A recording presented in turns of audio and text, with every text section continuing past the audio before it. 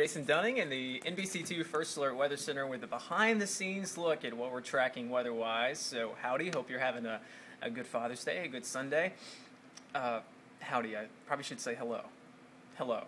The southern, being around Mississippi, I guess, has got to me a little bit. Actually, a lot of people ask me, since my last job was in Mississippi, do I have a southern accent?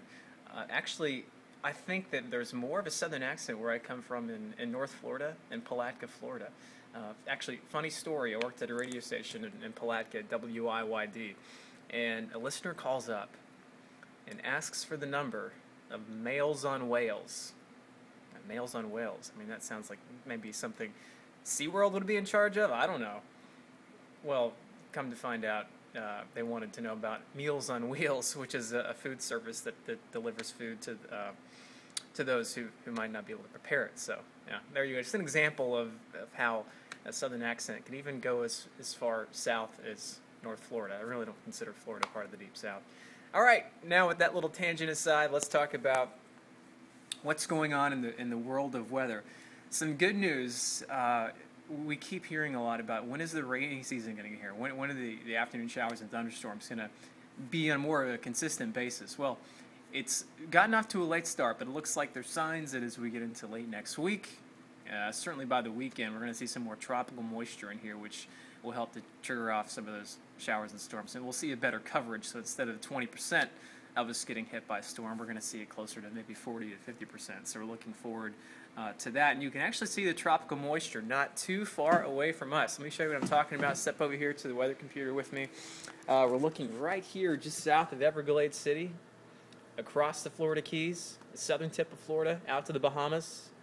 Yeah, a lot of cloud cover, a lot of showers, and it looks like for now most of this will stay to our south and dodge us here in southwest Florida, at least from Sarasota down to Naples. But there are signs of some changes on the way, just probably not going to happen in the short term. High pressure centered over the northwestern Gulf of Mexico. That will help to suppress and push down all this tropical moisture, at least for a little while. But then all this tries to surge northward as we get into the middle to late part of next week. That means we'll see a better chance of some rain and even some thunderstorms out there as well. All right. We've really needed the rain over the last couple of months. The drought numbers have been sky high, and over the last few days, the afternoon hit-or-miss showers and storms have helped out a little bit. And here's the latest drought numbers. So we're looking at the drought index across southwest Florida. Now, yesterday in Charlotte County, we were at about 600, so that's up in the red, right over here. That's the legend. And now the numbers have come down a little bit, which is some good news, especially over Collier County, where we've seen so much trouble with the brush fires, down to around 400, which is sort of in the middle of the scale.